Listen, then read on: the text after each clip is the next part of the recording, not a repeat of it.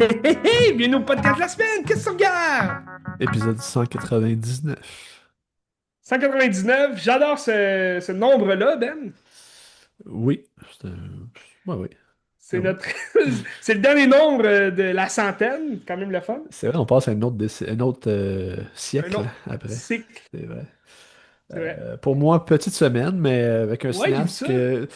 Tu sais, Wes Anderson, c'est un peu le Christopher Nolan de certaines personnes, mettons. Pour moi, mettons. Tu sais, moi, je l'ai Nolan, il y a des gens qui haïssent Wes Anderson, puis Ouais. c'est un cinéaste que j'adore profondément, puis j'ai été voir son dernier film, donc on y reviendra, mais en tout cas, intéressant d'en jaser. Une belle grosse nouveauté aussi, qui malheureusement joue pas tout partout. Ben, il joue sa Rive-Sud quand même, si vous êtes sa Rive-Sud. Je l'ai vu à Saint-Bruno, fait que tu sais, Et c'est quand même pas si pire, tu sais. En Estrie, près de chez moi, ça joue pas, Déjà Brossard. malheureusement. Déjà Brossard. Je suis pas un fervent de Wes Anderson, mais je le hais pas, tu sais, je le déteste pas. Mais oui, comme tu dis, un peu comme Nolan, c'est un des cinéastes qui est très proche de son style. Puis, tu sais, on remarque sa façon de faire aussi, on remarque sa marque, là. On y Il laisse sa reviendra. trace un peu partout dans le cinéma.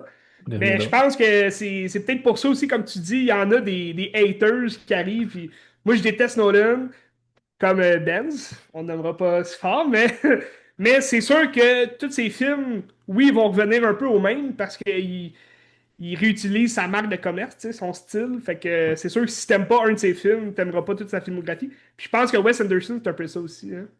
exactement. Mais on y reviendra en temps et lieu On y parce que j'ai des reviendra. choses à dire. Moi, quand même une pas pire semaine, man. Une semaine potable. J'ai deux nouveautés au cinéma, dont une qui englobe une grosse franchise de films qu'on va parler très prochainement.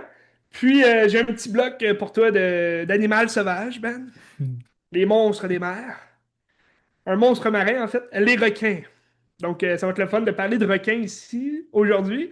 Oui. Hein, au début de l'été, comme ça, il fait chaud, il fait beau, on a T'as- tous envie d'aller se baigner. T'as-tu regardé le film de requin avec Sophie Nélis là, qui est sorti il y a peut-être 10 Oui, ans? j'ai vu.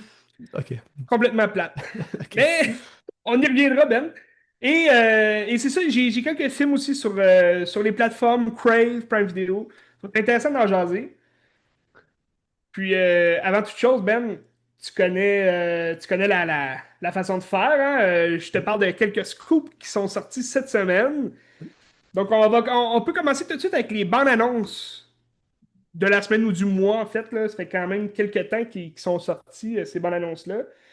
Donc, bon, au cas où que vous ayez manqué ces sorties extraordinaires-là, je peux tout de suite t'annoncer, Ben, que Wicked for Good a sorti son premier teaser, si on veut. Ben, c'est quand même une longue bande-annonce. Je dirais son premier trailer, quand même. Est-ce que tu l'as regardé, le trailer? Ben, j'ai vu des bouts parce que je suis Ariana Grande sur Instagram, Oh! fait que forcément, je vois je vois plein OK! d'images. Ouais. Ben, Ben, j'ai pas c'est vu quand mal. même. Je pense que ça va attirer quand même l'œil. Beaucoup aussi qui n'ont pas vu la première partie parce que Wicked for Good, c'est la deuxième partie de Wicked qui est sortie en novembre dernier. Donc, là, celui-là, il sort le 21 novembre. Donc, c'est vraiment un an d'écart entre les deux films. Et c'est un. Ben, le Wicked, on n'était pas trop sûr ça allait être quoi exactement, mais c'est un prequel au Magicien d'Oz. Donc, The Wizard of Oz. Donc, c'est vraiment l'histoire de la sorcière de l'Ouest, donc la sorcière verte, qu'on découvre dans le premier Wicked. Et là, la partie 2 je ne veux pas trop en dire de la première partie, si vous ne l'avez pas encore vu, c'est à voir. Je crois qu'il est sur Crave, si je ne me trompe pas.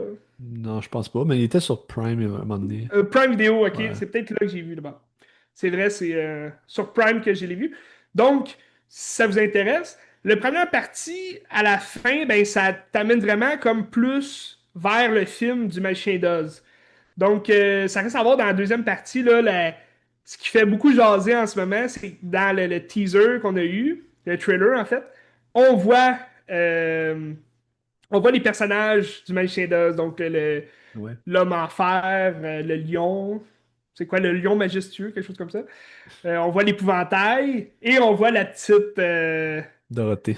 Dorothée, avec ses souliers. Donc, ça met de l'eau à la bouche pour le prochain film. Puis aussi de savoir est-ce qu'ils vont réinventer un peu le Mission Does?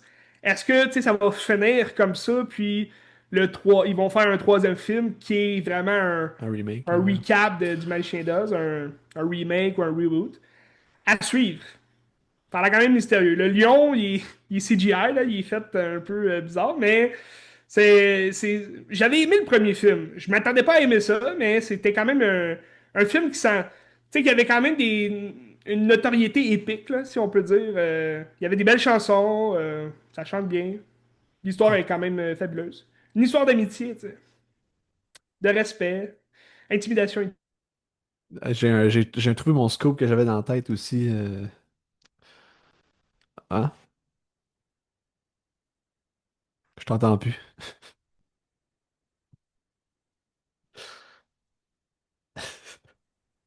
Tu m'entends plus pour Ah, vrai? là, je t'entends. Ok. Ok, Étrange. le scoop que j'avais, dans le fond, c'était parce que, tu sais, mettons, v'là. Ah, c'est mon internet, je pense qu'il bug. V'là un an à peu près, on checkait Civil War au cinéma. Oui. Puis on se disait, hey, tu sais, c'est pas impossible une situation comme ça, mais tu sais, quand est-ce que ça va arriver? Puis tu sais, vois-tu, en ce moment, ben, on est là. C'est Civil War qui se passe à Los Angeles. Puis je suis comme, ah, ben, colique, c'est hot, là. Puis t'as-tu vu, justement, j'ai vu une vidéo de Wyatt Russell, le fils de Kurt Russell, Oui. qui est allé confronter, genre, l'armée puis la police. Puis il a fait un méga speech en disant êtes-vous fiers de vous autres? Puis genre, vous êtes du mauvais côté de l'histoire. Puis tu sais, vous avez des enfants. Puis c'est vraiment ça que vous voulez pour vos enfants. Puis je suis comme, oh wow, ok, quel homme génial. Tu sais. Fait que si vous avez la chance de Je l'ai voir pas ça, vu, mais ça a l'air quand même fantastique. je te l'enverrai. Je te l'enverrai. Colin. Mais en tout cas, Ben, c'est vrai que ce qui se passe aux États-Unis en ce moment, c'est vraiment le bordel. c'est c'est Civil War. Ouais, Malheureusement. c'est quelque chose de craqué, là, mais regarde, ça va se placer. Ça va se placer. Faut Ben, rester. Faut garder espoir, man. on verra.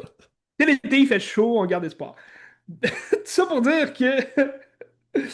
Est-ce qu'il y avait un scoop en lien avec un film Non, non, autre que Civil War? c'était juste ça que j'avais dans la Parfait. tête. Mais écoutez, Civil War, moi j'ai adoré le film.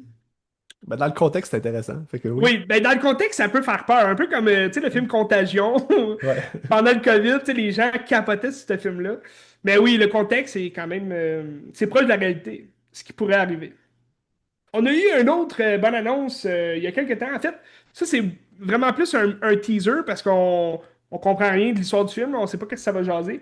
C'est A Big, Bold, Beautiful Journey. Je te l'ai envoyé là, de Kano Oui, Daga. ben, le gars qui a fait Minari, puis Exact. Que j'ai pas vu. J'ai vu aussi- aucun de ses films, ah je non, c'est crois. pas Minari, c'est le film avec euh, Edward, pas Edward, comment il s'appelle? Colin Farrell, là. Ah Ah, oui, ah, ben, je l'ai vu. en tout cas, C'est whatever. After Yang, After Yang. c'est C'est ça, ça, c'est c'est vrai, ouais. je l'ai vu. Ah, parce que Ouais. Minari, c'est Lee Isaac Chung, là, c'est pas la même personne. Ben, moi aussi, je Ouais, pensais que c'était ouais, Minari qui avait fait. ouais. Ouais, Kono Gagma, quelque chose comme ça. Kogo Nada, je pense, mais en tout cas, Kono whatever. Dada. Whatever. Bref, c'est une histoire qui a l'air quand même sympathique avec Colin Farrell, justement, et Margaret Robbie. Ça a l'air fantaisiste. Je voyais un peu la cinématographie de A Big Fish Ouais, de ouais, Tim Burton. ouais. Ça a l'air de ressembler à ça. Il y avait comme des grosses bulles, des parapluies et tout. Bref, ça a l'air d'une histoire d'amour aussi, là, entre Colin Farrell et Margot Robbie. Donc, si vous êtes des fans de ces deux acteurs incroyables, allez voir ce film-là. Ça sort en septembre. Donc, c'est un long titre, là. A Big, Bold, Beautiful Journey. On a eu une première bande-annonce pour Alien Earth, qui sort le 12 août prochain. Donc, c'est une série Disney+. Oui. Ben, c'est une série comme sur Hulu, là, mais ça C'est une va jouer série sur. animée, ça, c'est une animation? Non, ça, Ah, c'est c'est une ouais. série en live action, mais effectivement, aujourd'hui, je vous parle d'une série un peu en lien dans cet univers-là. Je vais t'en parler, mais c'est une série. Ben, c'est pas vraiment une série, mais on s'en reparle, là, Ouais. animée. Mais Alien Earth, je suis quand même sceptique. L'annonce, ça a l'air craqué, là. Ça a l'air quand même. Ça a l'air beau, puis ça a l'air d'avoir beaucoup d'action, d'horreur aussi. Mais j'ai comme un doute. Je comprends pas trop l'histoire, où ils veulent aller avec tout ça. Donc, c'est quand même intéressant d'aller voir ça. Oui. Question par rapport à ça, Ben? Ben, c'est qui est derrière ce projet-là, tu sais-tu? Bonne question. J'ai aucune Ok. idée. C'est pas Ridley Scott, parce que Ridley Scott, me semble, il est sorti cette semaine. Il a dit de quoi à propos des aliens, justement. Ok. Ah, moi, après Prometheus, j'étais déjà fini avec cette histoire-là. Puis là, il a fait comme Covenant. Il disait, ah, j'ai fait Covenant juste pour les fans, mais il y en a trop. Puis là... En tout cas, Romulus, c'était bon. Je vous conseille quand même Alien Romulus sur Disney+, si vous l'avez pas vu.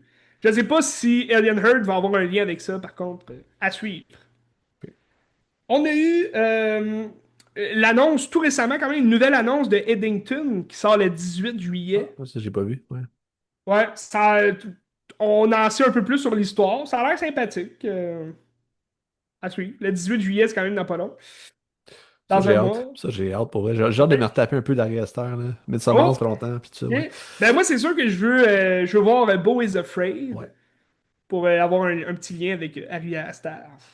Donc, 18 juillet, je vous rappelle aussi qu'il y a I Know What You Did Last Summer, le requel qui sort exactement le 18 juillet. Puis ils ont sorti aussi aujourd'hui, là, aujourd'hui même, ils ont sorti le nouveau poster de ce film-là. Un poster qui est quand même intéressant, allez voir ça.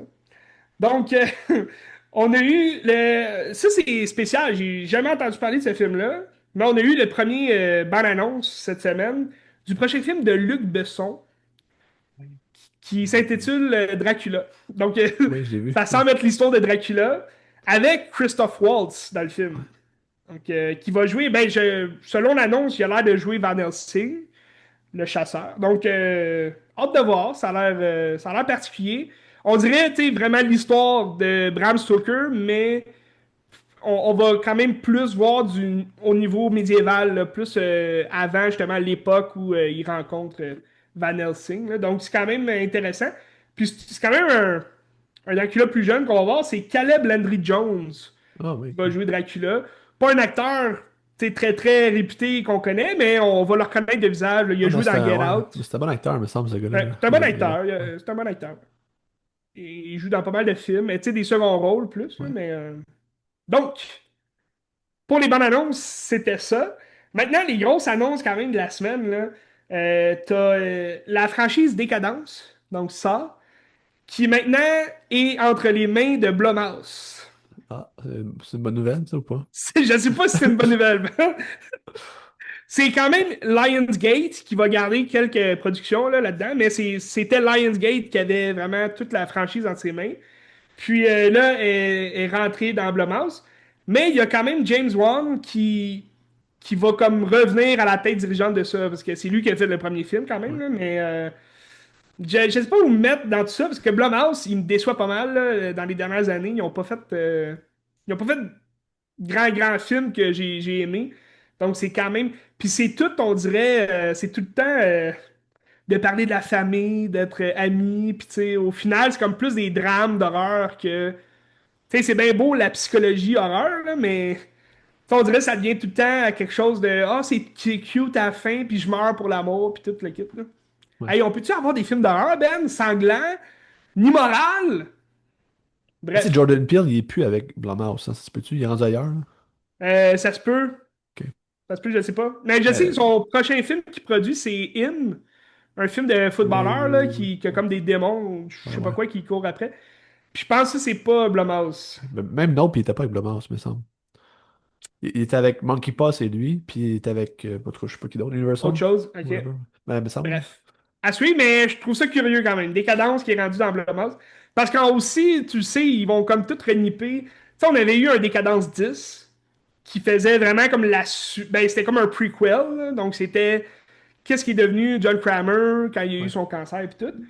Fait que c'était quand même intéressant, mais là, le 11, où ça s'en va tout ça, on le sait pas. Parce que le 10 promettait une suite, là. Donc un 11.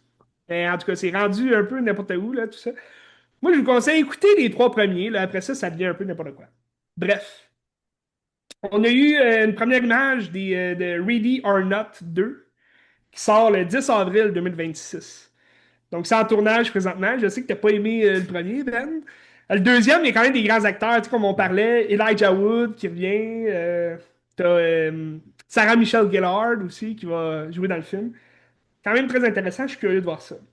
Et une grosse annonce que j'avais hâte de t'annoncer, Ben, parce que pour moi, c'est quelque chose qui est le fun à entendre. Même si c'est peut-être pas vrai ou tu sais, ça veut pas dire que je vais aimer le film, mais il y a eu le first screen de Mortal Kombat 2, donc le prochain film de Mortal Kombat, qui est censé sortir en octobre. Puis le scénariste et producteur, il a dit que les réactions, justement, dans la salle, ça l'équivalait un peu aux réactions de Avengers Endgames. Donc, Ah, avec des surprises, puis tous les fans étaient contents. Fait que c'est quand même énorme, là. L'annonce qu'on a été... L'annonce qui nous a été faite, là, c'est quand même énorme parce que Avengers Endgame, je sais pas si t'étais dans une salle de cinéma, Ben, quand t'as vu ce film-là, mais c'était des réactions incroyables, là. Tout le monde capotait, tout le monde était debout, tout le monde criait comme des malades. Fait que je suis quand même curieux de voir ça. Ça se peut aussi que c'est juste pour appâter justement les, les- le public là, pour dire hey, c'est vraiment incroyable, venez voir ça. Mais en même temps, c'est quand même des grosses paroles, là. c'est des grosses chaussures à porter, là. Des grosses chaussures, effectivement. Mais donc, il nous disait, ben, la source disait que si vous étiez fan de Mortal Kombat, si vous aimiez justement les films, les jeux vidéo, si vous connaissiez les personnages, c'est un film justement que vous allez aimer parce qu'il respecte bien les personnages puis l'histoire des jeux. Ben là, il y a plusieurs histoires là, dans ces jeux-là, donc c'est quand même. Je suis curieux, Ben. J'ai hâte de voir ça. Donc ça sort en octobre. Voilà. C'était tout pour mes scoops de la semaine. Parfait. On peut commencer, Ben, avec une grosse nouveauté quand même de la semaine dernière qui se nomme Ballerina Et on ou se posait Ballerina. la question, v'là 2 semaines, je pense, qu'on disait, tu sais, un spin-off d'une série comme ça qui va avoir bientôt avec, je sais plus trop quoi qu'on parlait. Est-ce que l'intérêt est vraiment là? Puis Ballerina, c'était comme pour moi, c'était un test à savoir, tu sais, les gens s'intéressent, Ouais. c'est pas John Wick, mais c'est un genre de John Wick. Puis est-ce que les gens sont là, tu sais? Ben, c'était une question que je me posais aussi.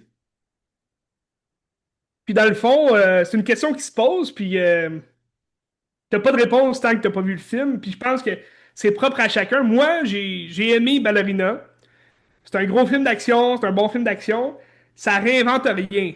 OK? C'est un film de l'univers de John Wick. Donc, oui, c'est un spin-off qui se passe entre le troisième film. Ben, pendant le troisième film, puis, comme vers la fin, t'es plus sûr où ça se passe. Mais ça devrait se passer entre le 3 et le 4.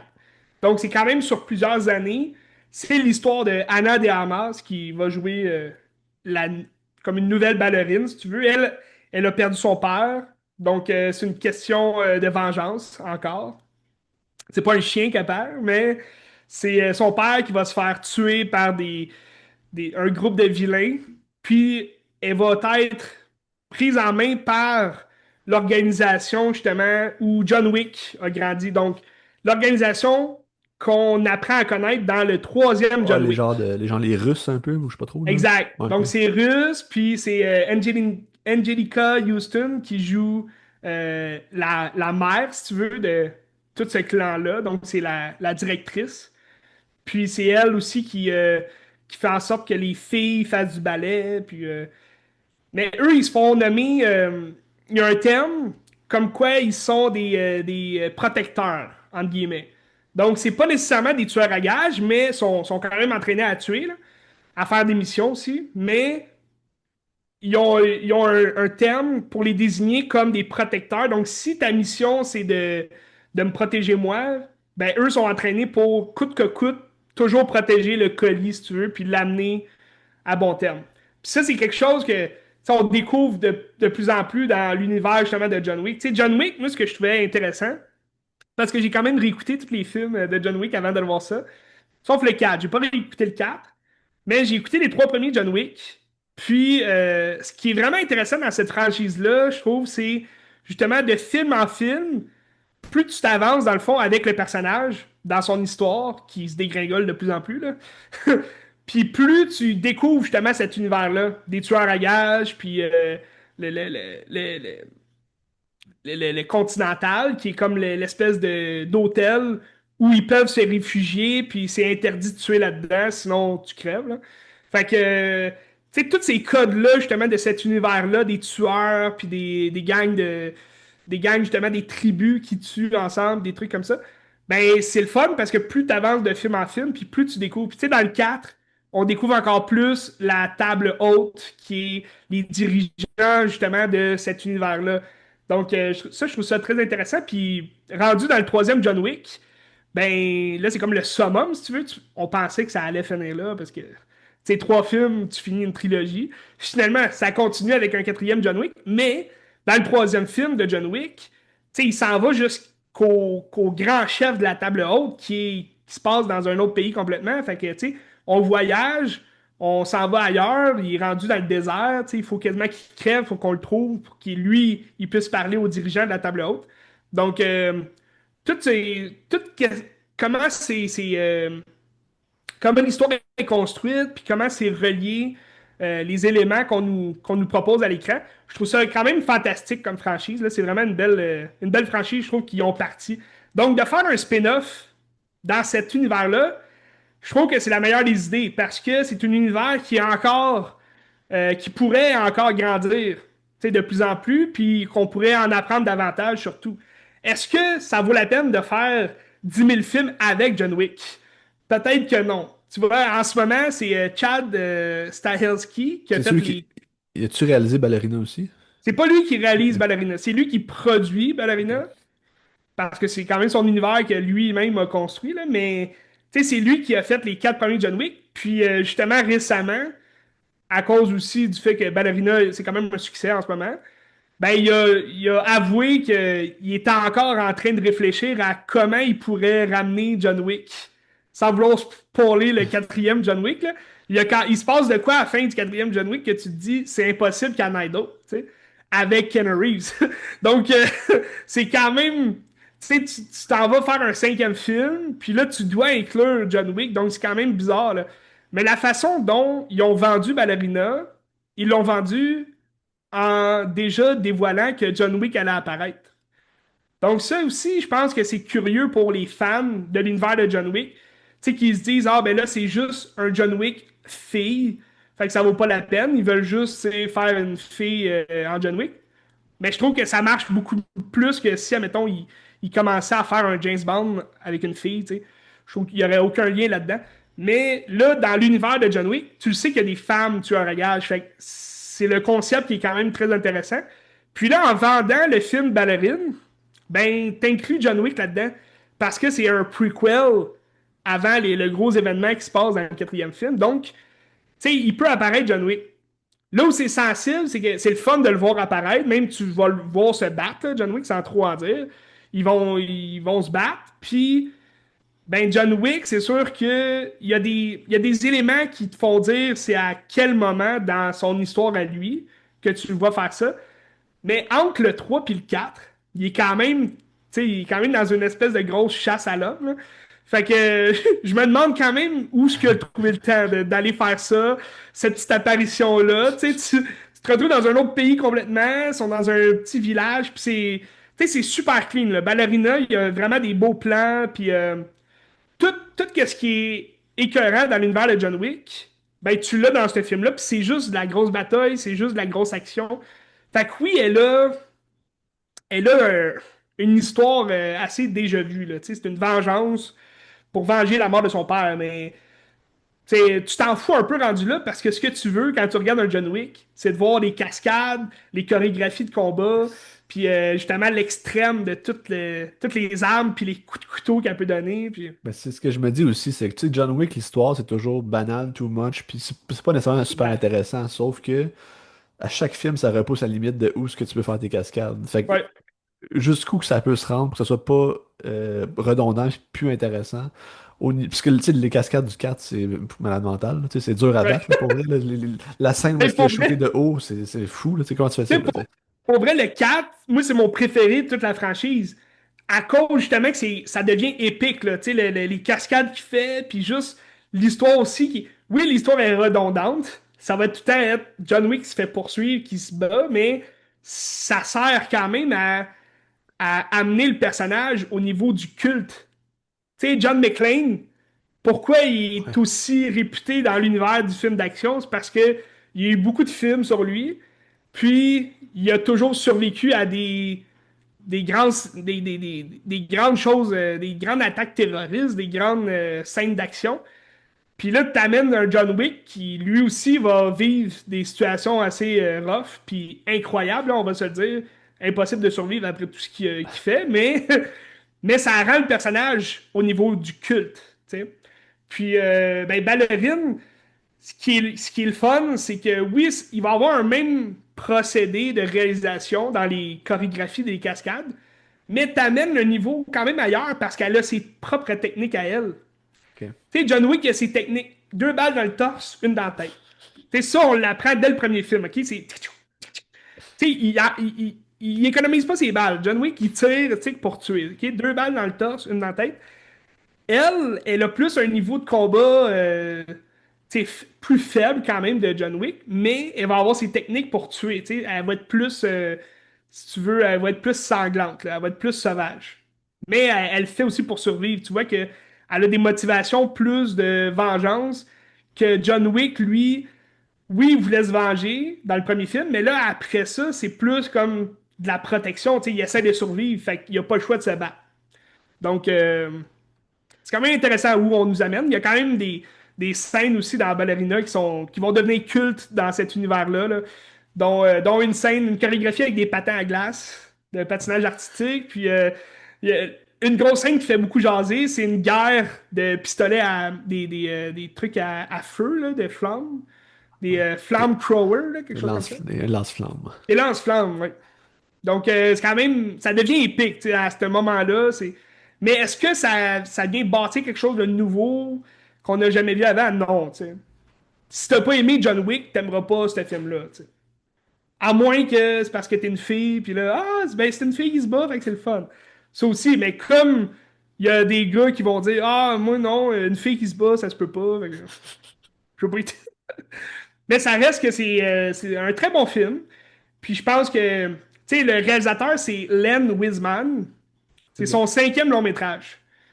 Lui, il a surtout fait sa carrière sur l'univers de Underworld. Ok. Donc, tu sais, j'aime beaucoup cet univers-là, mais tu sais, on va se le dire, les deux premiers films sont très bons, mais après ça, ça devient un peu de la scrap, là. Le troisième, c'est juste comme un prequel, mais tu sais, les deux derniers, écoutez pas ça, là, c'est vraiment pas bon, mais tu sais, moi, je suis un grand fan du premier film. Puis, tu sais, c'est Kate Beckinsale qui est la protagoniste, et tout en cuir, c'est sûr, là, en 2001. C'était quand même quelque chose d'incroyable. Mais, tu sais, c'est une histoire de vampire et de loup-garou. Fait que lui, après ça, tu le connais pour Die Hard 4. Tu sais, on parlait de John Ouais. McClane. Tu sais, le 4, moi, je trouve que c'est un très, très bon film parce que, justement, il se passe des affaires incroyables dans ce film-là. Il conduit un camion poids lourd sur une autoroute, puis il y a un jet qui lance comme des missiles. Je sais pas si tu l'as vu, le 4 là, mais Non. tu sais, il y a une scène complètement folle là, où ça se peut pas, puis c'est impossible, mais il survit. Tu sais, John McClane va survivre parce que c'est une légende. Tu sais. Puis il nous a donné aussi, Len Wiseman, le remake de Total Recall, qui est quand Avec même Colin complètement Farrell. différent du Ouais. film, avec Colin Farrell. Hein. Je le déteste pas, mais c'est trop différent de ce que Paul Verhoeven nous a donné avec Arnold. Là. Tu sais, tu peux pas faire un remake de ça. Donc voilà. C'était tout pour Ballerina. Mais je vous conseille pas mal tous les John Wick. Moi, tu sais, je sais, tu sais, comme tu dis, le scénario de John Wick sera pas écœurant. Puis ça, c'est vrai, tu sais, dans les Ben, suites, sauf le ça devient premier. comme légendaire. Mais le premier est bon. Sauf le premier, parce que le premier t'embarque vraiment dans sa misère, sa peine, et là. Oui. Après ça, tu le perds un petit peu. Mais je trouve que le quatrième, vraiment, au niveau des cascades, il n'y a rien qui bat. Dans le monde Ah, ben non. entier, il n'y a rien qui bat ça, c'est fou, là, c'est malade. Non, le quatrième, il fait partie pas mal du top 10 là, des films d'action à voir absolument. Là. Absolument. Voilà. Ok. On Allez va-tu voir voir ça, il est toujours au cinéma, Ballerina. Puis tu sais, Anna de Armas, est quand même, elle a un gros éventail de jeux, hein, parce que tu la voyais, tu sais, on l'a plus connue aussi dans Knives Out 1. Ouais. Elle jouait la petite bonne, tu sais, de la maison, qui est comme accusée d'avoir tué Christopher Plummer. Mais, tu sais, elle jouait la petite naïve qui faisait pas grand-chose. Tu sais, après ça, elle jouait plus des seconds rôles, tu sais, War Dogs. Elle fait juste jouer la femme de Miles Taylor, tu sais. Mais depuis, mettons, No Time to Die, où elle jouait une agente, on l'a pas vu gros là, dans No Time to Die, mais elle jouait une agente spéciale qui aidait James Bond, justement, dans une de ses missions. Ben, tu sais, là, on a vu un autre aspect d'Anna de Armas où elle est pas obligée de juste jouer la femme fatale, la femme sexy dans un film, puis... parce que ça en est une autre actrice que, tu sais, on a plus connue, justement, pour sa beauté, tu sais, dans, justement, Knock Knock, Ouais. avec Keanu Reeves, où, tu sais, on fait juste la voir à poil, sous la douche, tu sais, c'est... Oui, c'est une jolie fille, mais elle a autre chose à offrir. Un peu comme Margot Robbie, tu sais, elle a commencé, elle jouait juste les belles filles dans Ah, tous je les vois films. la blonde de Leonardo DiCaprio dans Wall Street. Wolf Oui, of Wall Street. c'est Ça sert juste surtout à ce ça. film-là qui l'a fait connaître, tu sais. Ouais. Ouais. Après ça, regarde, tu vois, son jeu d'acteur s'élargit, comme on dit. Absolument. Donc voilà. John Wick, Ballerina. Veux-tu jouer avec Wes Anderson? Mhm. Sur ton pied joint là-dedans. Ben oui. Son plus récent film qui était au Festival de Cannes, il y a un mois à peu près. The Finishing Scheme avec un casting complètement fou. Benicio del Toro, Michael Cera, Mhm. t'as Willem Dafoe qui a juste une. Ben, tu sais, c'est un genre de caméo quasiment. Willem Dafoe, il parle pas. Il est juste fucking laid avec une grosse barbe. Ben Willem, il est dans tous ses films, non? Ben, je sais pas si c'est dans Ou tous ses films, mais presque. dans presque tous ses films, ouais. Ouais. Peut-être pas dans ses premiers. Bill Murray aussi, il y a une apparition genre minuscule qui dure 15 secondes, à peu près Bill Murray, mais il est là pour être là. Puis c'est le fun de le voir. Tu sais, c'est un bon ami de Wes Anderson aussi. Tu sais, il a relancé la carrière de Bill Murray et Wes Anderson avec Ah ouais, Rushmore. c'est. Parce que tu sais, il faisait des films un peu de marde, puis il l'a amené faire Rushmore, après ça, il l'a amené dans d'autres films, puis Bill Murray est devenu encore, tu sais, il a fait les films de Sofia Mhm. Coppola, tout ça. C'est bien le fun. Finishing Scheme, ceux qui aiment Wes Anderson ils vont trouver leur plaisir parce qu'au niveau esthétique, ils repoussent la limite encore. Je trouve Asteroid City, c'était très carré, c'était très, ben, je Ouais. dirais pas rigide, mais il y a une rigidité dans son image pareil, très coloré pareil, mais là, c'est encore un autre step en haut. C'est vraiment beau, ça a l'air d'étoiles, tu regardes ça, c'est génial. Il y a des scènes où est-ce qu'il s'en va, genre dans le paradis, où il y a comme des discussions avec Dieu des fois. Dieu, c'est Bill Murray d'ailleurs. Puis là, il jase un peu, c'était comme des procès un petit peu, c'est assez intéressant. Mais la quête est nulle à chier. Je me suis emmerdé, là. C'est pas vrai, c'était pas intéressant. Tabarouette. Dans le fond, c'est Benicio del Toro qui joue un riche homme d'affaires des Balkans, qu'il a une fortune, puis il a comme des empires, puis là, il veut bâtir un genre de... Pas un genre de royaume, mais un genre de complexe de même, puis il veut chercher des fonds à gauche, à droite, il va chercher des cousins, des cousines, puis du monde riche à travers le monde pour aller chercher des fonds pour qu'il finance son projet, tu sais. Là, à travers ça, t'as sa femme qui est décédée, puis il est accusé de l'avoir tué. Mais là, lui, il sait que c'est pas lui qui l'a tué, puis il dit que c'est un complot parce qu'il y a quelqu'un qui voulait l'assassiner, puis tout ça. Fait que là, t'as un peu cette recherche à travers ça, puis t'as sa fille qui est une sœur, puis il sort du couvent pour venir travailler avec lui, puis donner sa richesse. Puis après ça, euh, il y a un peu cette quête-là de la fille qui veut comprendre ce qui s'est passé à sa mère. Mais au final, c'est juste Benicio del Toro qui se passe d'un bout à l'autre dans le monde pour aller chercher de l'argent. Puis il Hmm. y a une fin un peu explosive où est-ce que tu comprends ce qui s'est passé. Un petit combat. Puis finalement, c'est ça. Fait que c'est décevant. Le film est pas mauvais parce que Ben, tu sais, c'est tu parce que ris. c'est du déjà vu un peu à la Wes Anderson. Ben, je te dirais que t'es genre dans une espèce de film espion à la. Pas James Bond, il n'y a pas trop d'action, mais tu sais, Mhm. t'es dans cette affaire-là d'essayer de comprendre puis des enquêtes qu'on n'a pas vraiment vu dans ce qu'il a fait avant. Ça, je trouve ça intéressant qu'il aille ailleurs. Tu sais. Tu sais, Mhm. les gens qui disent qu'il fait toujours le même film, je suis pas d'accord. Tu sais, je trouve que Ouais. il y a une liberté quand même. Tu sais, Asteroid City, je pense que c'était un peu la même chose. Tu l'écoutes une première fois, j'avais trouvé ça bien, mais sans plus. Puis quand je l'ai revu après ça, j'ai vu les layers après ça. Puis je pense que Finishing Scheme va donner la même chose. Tu sais. Puis ce que j'aime chez Wes Anderson, que tu l'aimes ou tu l'aimes pas, parce que tu dis il a son style, puis ça reste toujours la même chose, il se renouvelle pas. Mais je trouve que c'est un artiste qui a une signature visuelle, puis c'est un artiste Mhm. qui il semble avoir une liberté totale sur ce qu'il fait, puis il fait ce qu'il veut. Puis je trouve ça beau de voir ça. Tu sais. C'est un artiste libre, là, tu sais. Je pense aussi, tu parles de ceux qui disent ah, c'est toujours le même film qu'il fait.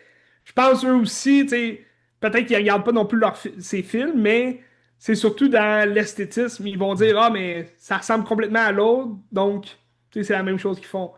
C'est un peu comme quand il avait sorti The French Dispatch.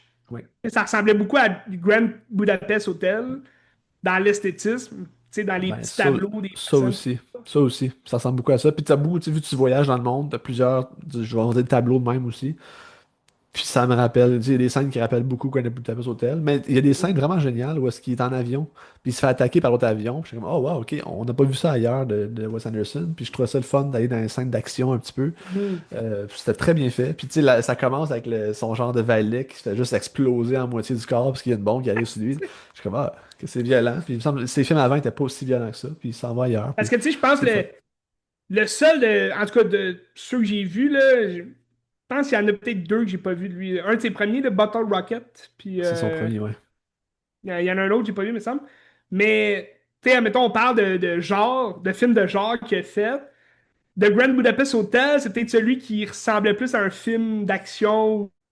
Oui, exactement. Puis je pense aussi que, mettons, ben, tu sais, comparer les deux, Grand Budapest Hotel, tant qu'à moi, est un de ses plus accessibles avec Fantastic Mr. Fox. Mhm. Je sais pas si. Ben, Royal Tenenbaums aussi est assez accessible.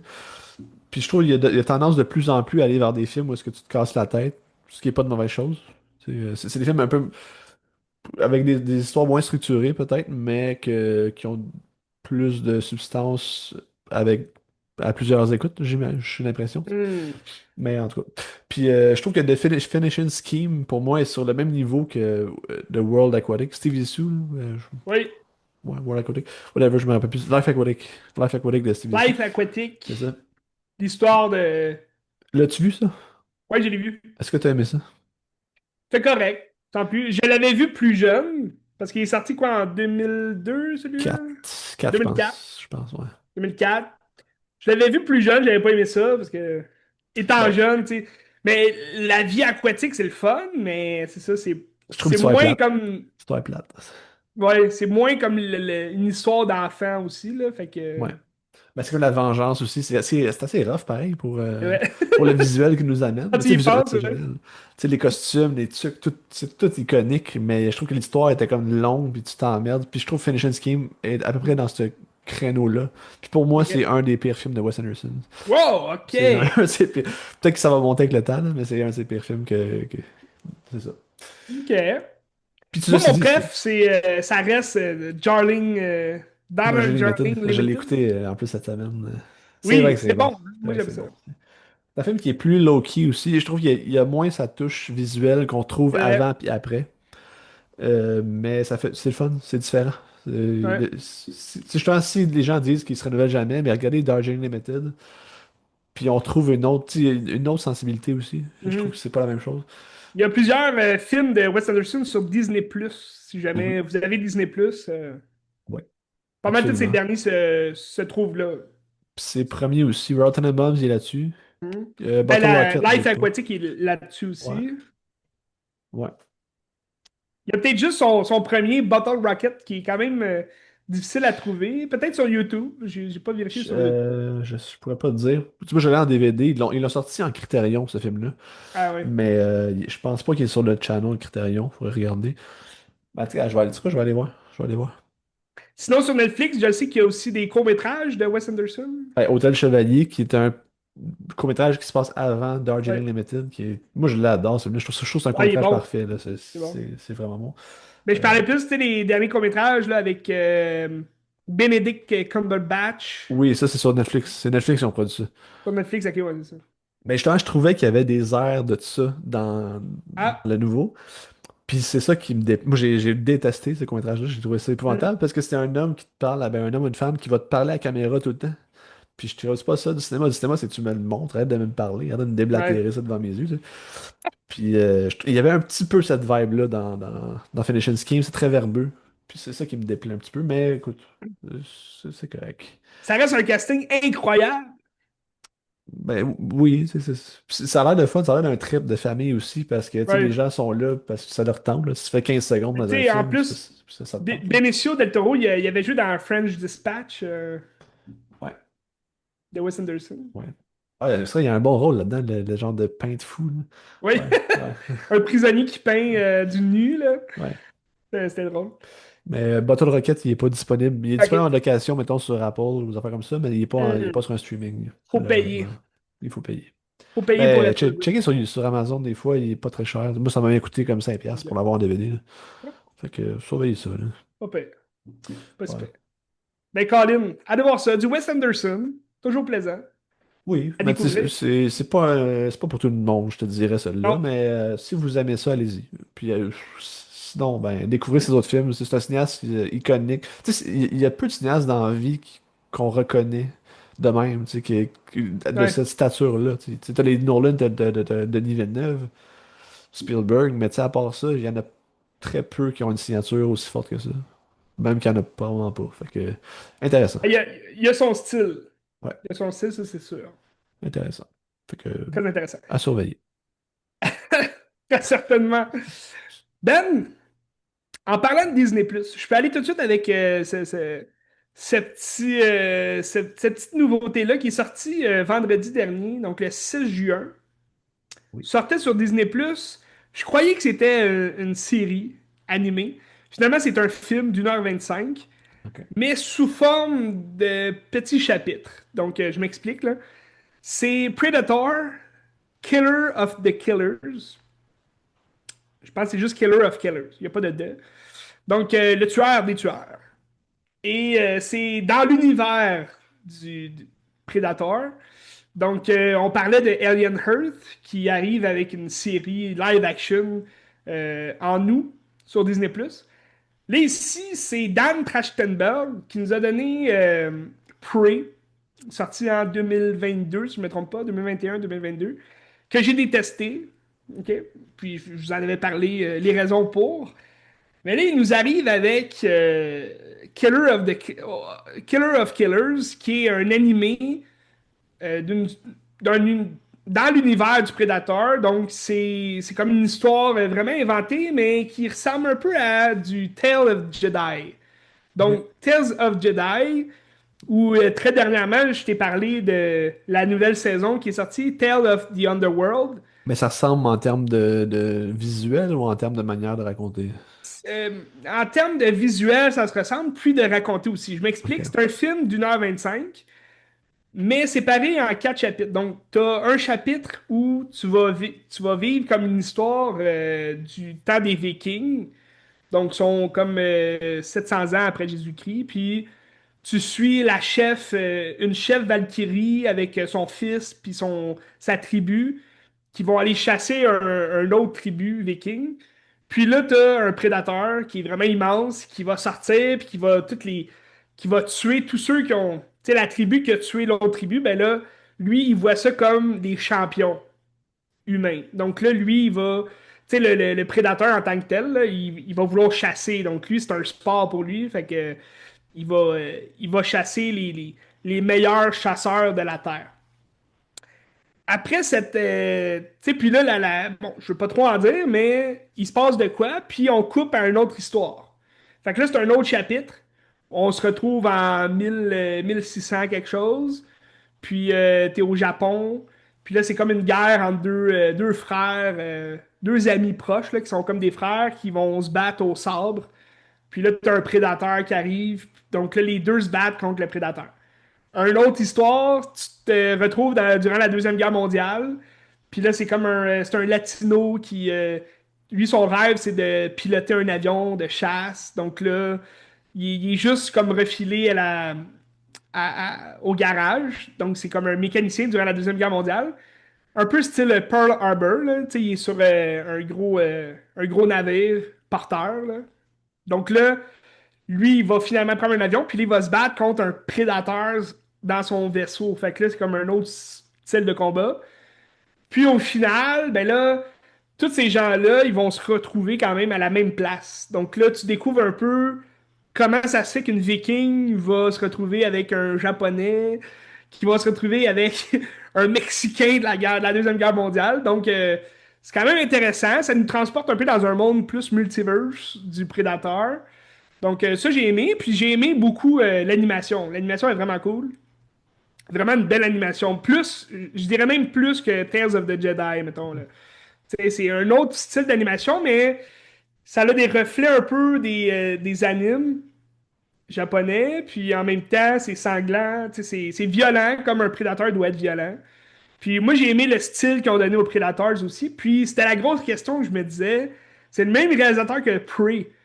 Mais comment ça se fait qu'il est pas capable de nous donner un vrai Predator en live action qui est aussi badass que les Predators. Tu sais, moi, dans Prey, là, j'ai détesté la. C'est pas la fille qui se bat, le problème, là. Tu sais, j'ai pas détesté le film parce que c'est une fille, puis c'est quand même stupide, là, l'histoire de la fille, parce que au début du film de Prey, la fille est même pas capable de chasser seule un chevreuil. Puis là, à la fin, tu vas me dire, ah, elle se bat seule contre un Predator qui est censé être la race de chasseurs les plus expérimentés au monde.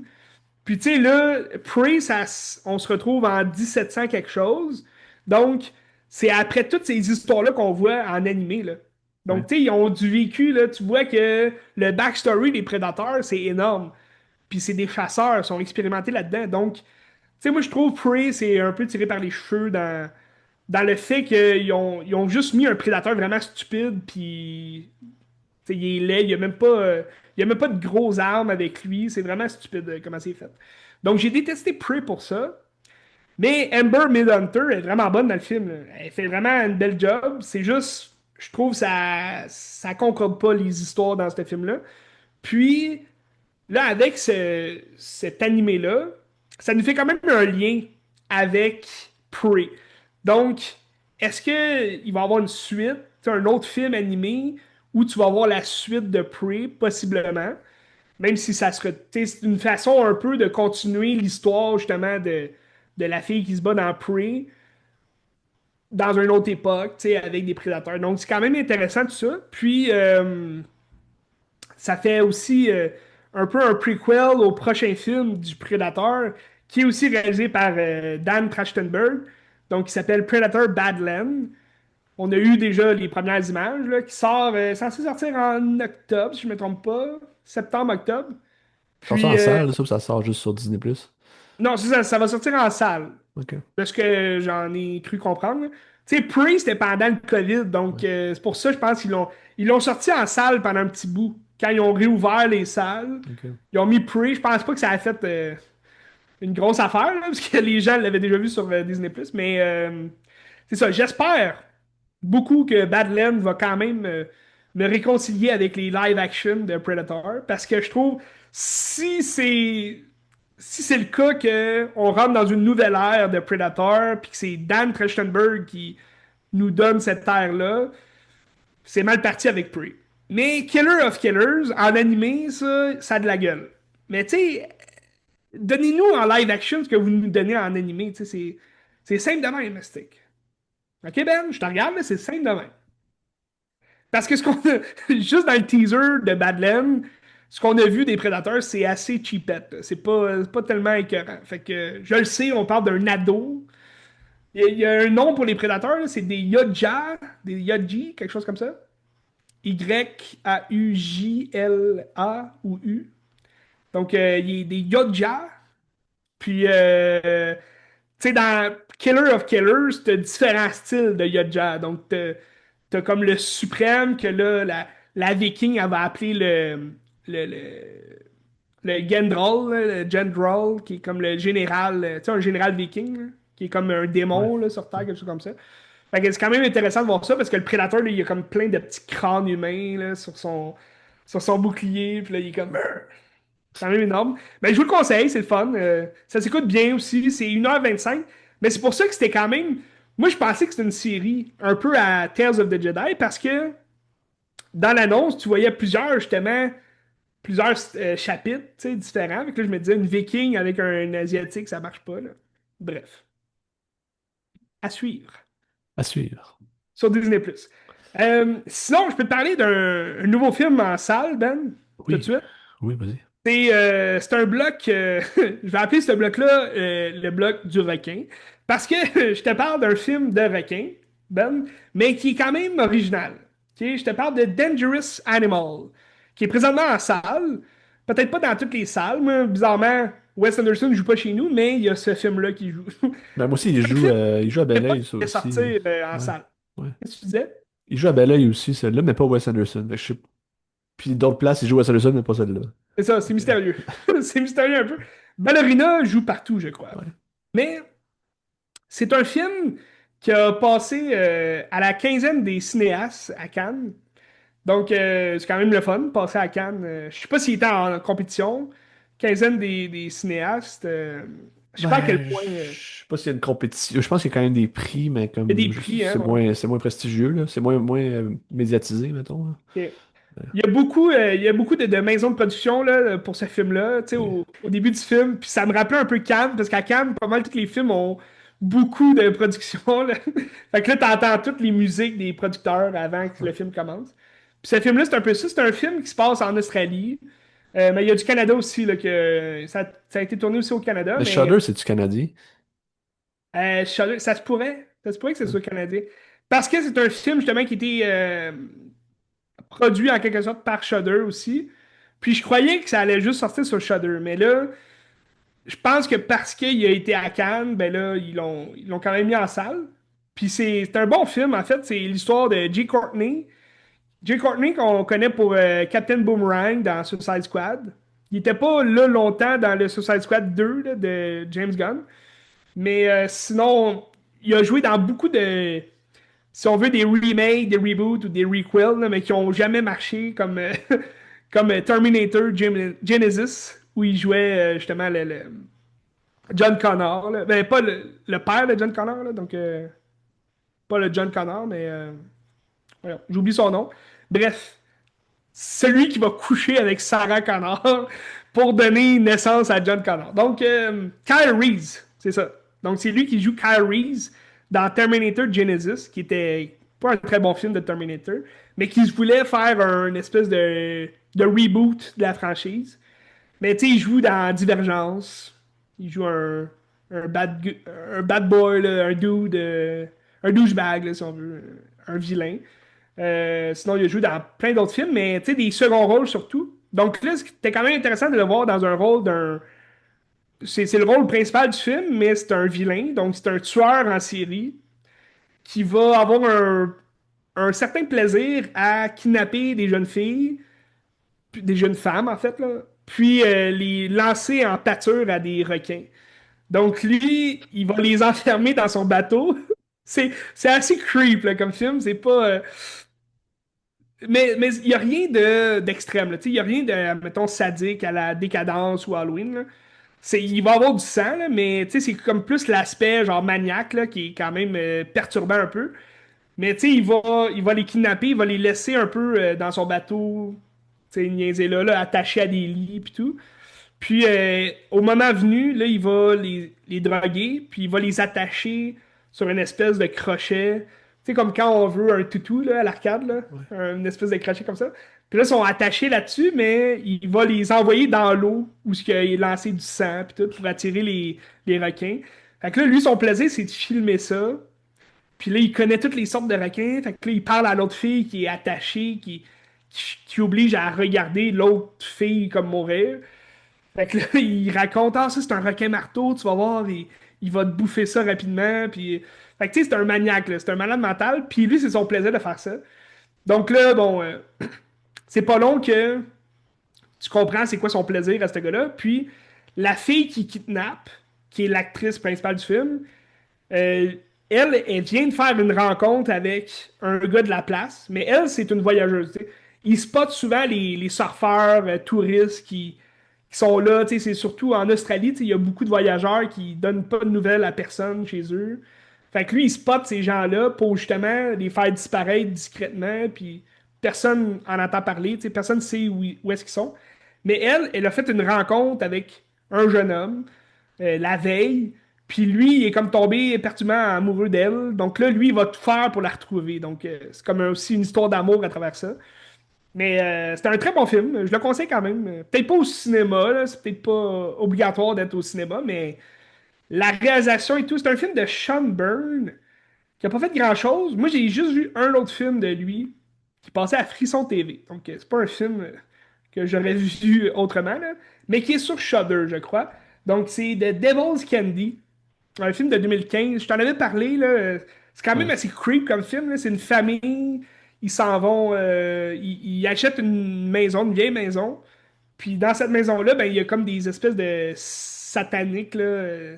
Des gens du culte satanique qui. Un gars, en fait, là, un peu autiste, là, il veut revenir chez eux. Fait que là, il tue tout le monde sur son passage. Puis en tout cas. C'est un film assez fucké, mais Dangerous Animals, j'aimais bien l'espèce de le lien qu'il y a entre le tueur en série puis le requin, tu sais, le prédateur. En français, c'est prédateur en eau trouble. Oui. Mais Donc, y a-tu une approche esthétique, tu sais, comme mettons une Violet Nature, que c'était extrêmement lent? T'as-tu un peu cette vibe-là encore? Pour que ça ça soit. a un peu cette vibe-là, du genre, c'est assez léché comme scénario, tu sais, dans le sens que ils placent leur scène de belle façon. Tu sais, t'as comme une longue scène où c'est juste Jay Courtney qui est en bobette avec sa robe de chambre. Puis là, il est sous son bateau, puis il fait juste danser seul sur du gros rock, là. Fait que là, il est comme en bobette, puis là, il se fait aller le paquet partout. Puis là, c'est comme un montage entre cette scène-là où il danse sur son bateau, puis les filles en bas qui essaient de trouver un moyen de sortir. C'est quand même bien monté, là, le montage, je trouve. Mais oui, t'as une ambiance un peu plus film d'auteur. Tu sais, c'est moins. C'est pas un slasher, entre guillemets, typique, là, tu sais. Ça sentait pas, mettons. Tu sais, moi, ça me faisait un peu penser. L'idée fait un peu penser à Shark Knight 3D, qui était vraiment affreux comme film de requin. Je sais pas si tu connais pas mal un film de requin, Ben. Absolument pas. À part Jaws, là. Ouais, Tu sais, on s'entend, le meilleur film de requin, c'est Jaws. ouais. Et ça, c'est. Puis moi, j'ai comme une liste là, sur Letterboxd que j'appelle The Animals on the World. Puis là, c'est tous des films des animaux qui tuent des êtres humains. Fait que là, t'as Jaws, tu sais, en top 1. T'as aussi Anaconda, que j'aime beaucoup, là, parce que c'est un gros serpent qui mange des gens. D'ailleurs, Anaconda, il va en avoir un requel qui sort, ou c'est comme un Ouais. remake, là, avec Jack Black, puis t'as aussi, j'oublie son nom, Hetman, Paul, Paul Rudd? Paul Rudd, Ouais. exact. Donc les deux vont jouer dans le prochain Anaconda, qui sort, c'est censé sortir à Noël. Donc c'est quand même dans pas long. Curieux de voir ça.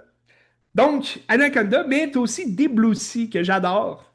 Un film de requin, où ça se prend pas trop. Ben, tu sais, ça se prend au sérieux, mais l'histoire est assez très tirée par les cheveux, là, mais c'est comme les scientifiques qui sont dans une base sous l'eau, ils font des expériences sur des requins, puis là, ils font en sorte que le requin soit 10 fois plus puissant, donc plus gros, puissant, plus affamé. Fait que tu sais, ça explique un peu le fait que le requin va bouffer tout le monde. Tu sais, Jaws, pourquoi il y a eu tant de succès, c'est que c'est la peur justement du requin blanc qui va manger des gens. Mais, tu sais, dans le film, il en mange pas tant que ça des gens. Tu sais, c'est comme un accident de requin. Puis ça fait en sorte que là, il faut absolument qu'on chasse le requin parce que c'est un danger pour l'humanité.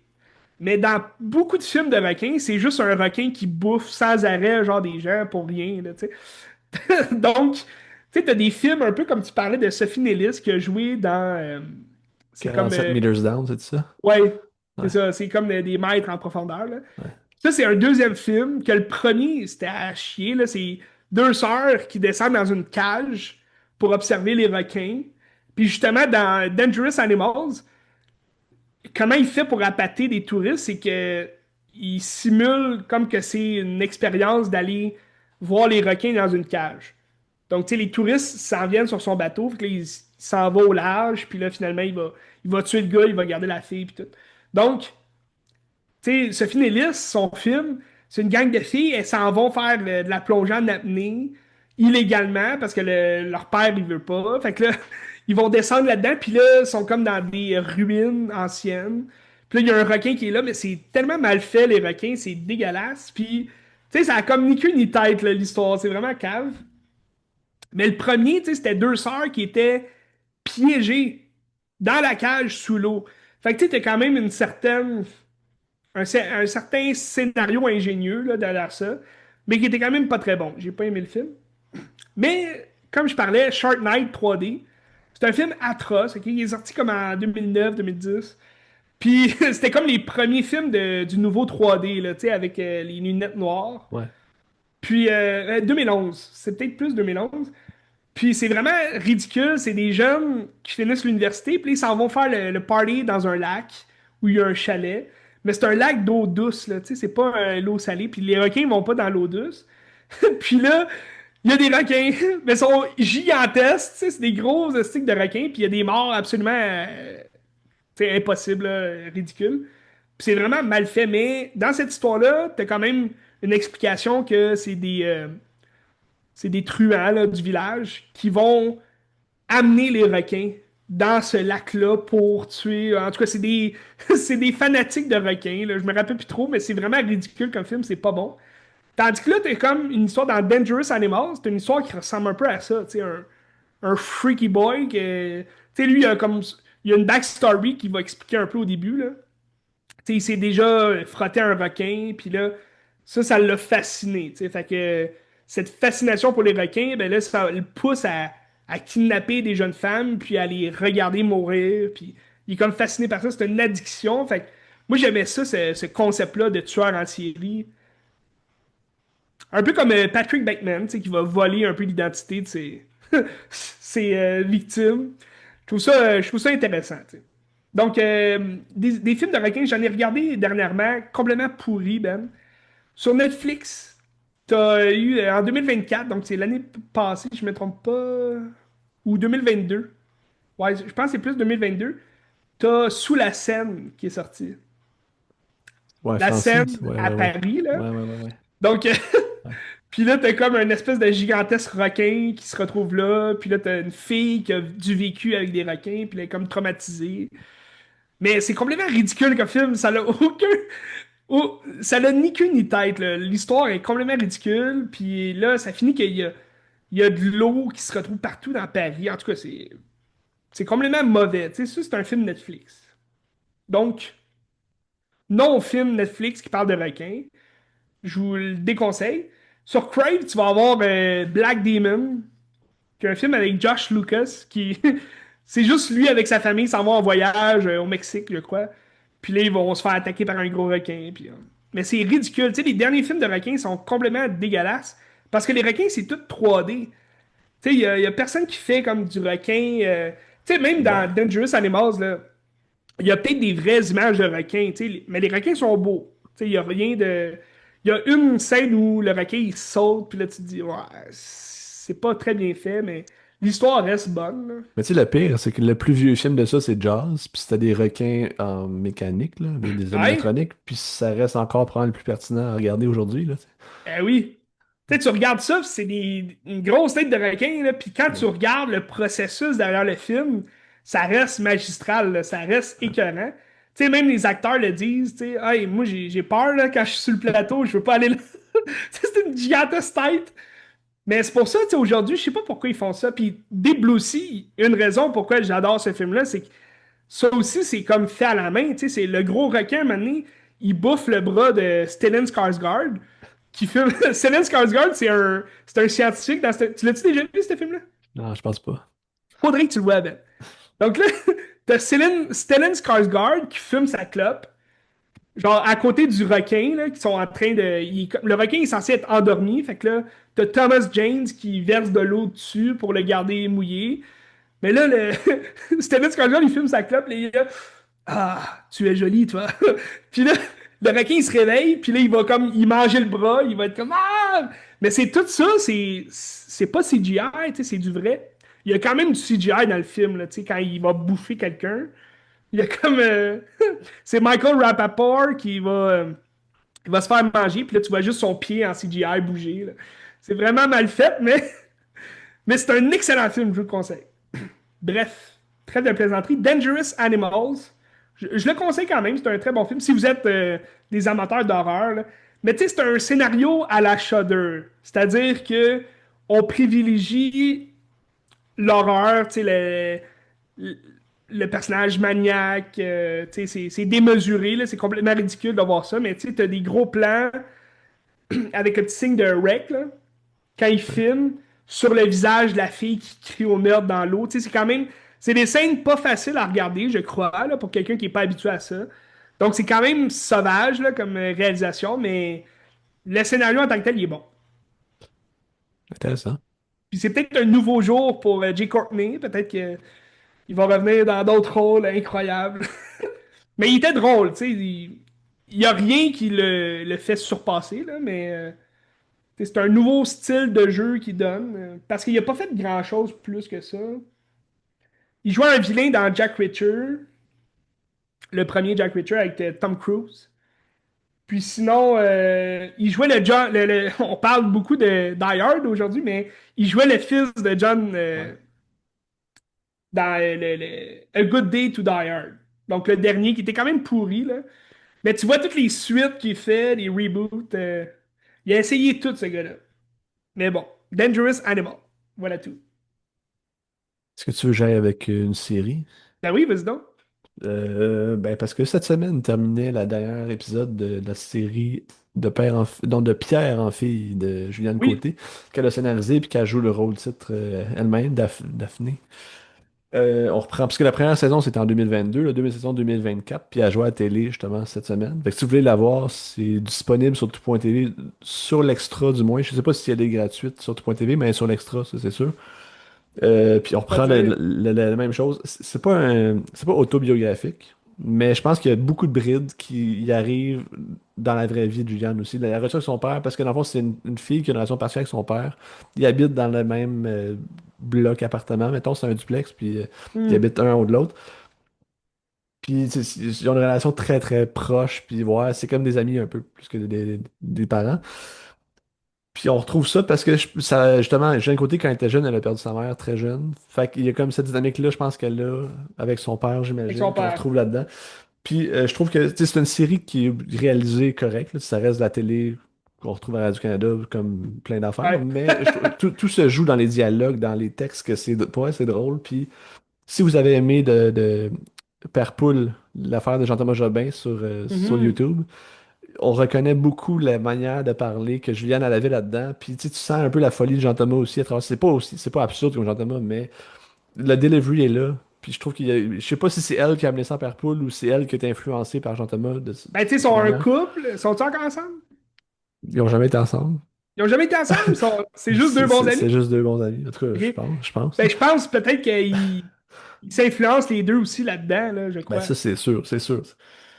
Puis c'est ça, si vous avez aimé ça, ben, vous allez retrouver le même type d'humour, le même genre de manière de parler. Puis tu sais, je connais pas Juliane, je veux pas dire que je la reconnais, mais tu sais, je pense que ce qu'on voit comme personnage, c'est assez proche de ce qu'elle est dans la vraie vie aussi. J'ai Mhm. l'impression de la manière de parler, de la manière d'agir, tu sais. Casani, un peu, qui est un peu sauvage, là, tu sais, Ouais. qui aime pas sortir, tout ça. Je pense que Juliane est un peu proche de ça, puis je trouve ça beau. Puis au Tout dans final, l'école. Tout dans l'école, c'est le meilleur film de tous les temps, là.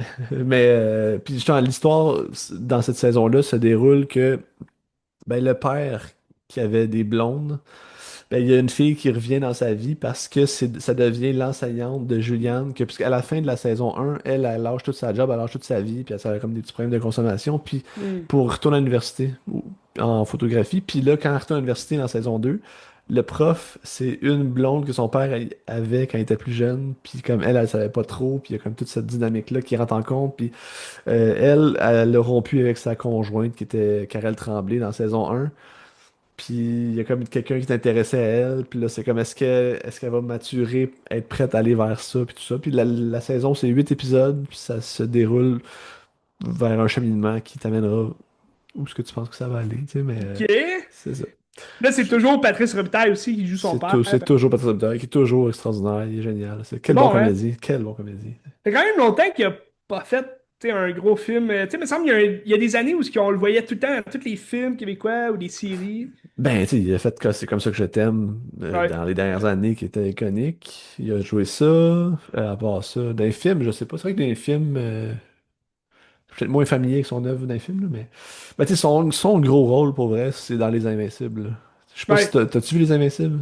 Je pense qu'il y a une saison que j'ai pas vue, puis en parlant des Invincibles, sont tous disponibles sur Netflix en ce moment. Oh shit, ok, ben Donc, moi, man, je les ai mis dans ma liste. fuck, garoché. C'est ça pour vrai, là, de toutes les Ouais. séries télé au monde qui existent, c'est la meilleure chose qui a jamais Il y a été faite, cinq là. saisons, je crois. Trois. Juste Trois. trois? Trois OK. saisons, ouais. Ben, je les ai toutes vues d'abord. Ben, je vais peut-être me relancer là-dedans. Ça fait quand même Mais un bout. ça, hey, ça, là, Je l'écoutais garochez-vous à la télé là, au quand plus ça jouait sacrant. dans le Mais oui, temps. mais garochez-vous au plus sacrant, c'est malade mental. Les Invincibles, c'est tellement bon, puis ça n'a pas vieilli, là, tu sais. C'est sûr Ouais. qu'il y a des affaires qui. Tu sais, il y a genre Robert Ouais. Lepage qui fait des thérapies de conversion, puis François Letourneau, il en parlait un moment donné, puis il disait ça, si j'avais recommencé la série, ça serait pas là, tu sais. Ça, c'est c'est une certitude, là. Mais, Ben, je pense que ça marque une époque aussi, exactement, dans le sens exactement. que sais, il y a beaucoup de films que, si j'avais à refaire, tu sais, oui, mais en même temps. Tu sais, d'ailleurs, j'avais commencé. Ben, ça a peut-être pas rapport, mais tu sais, j'ai commencé la série Scott Pilgrim en Ah animé ouais, sur Netflix. t'aimes-tu ça?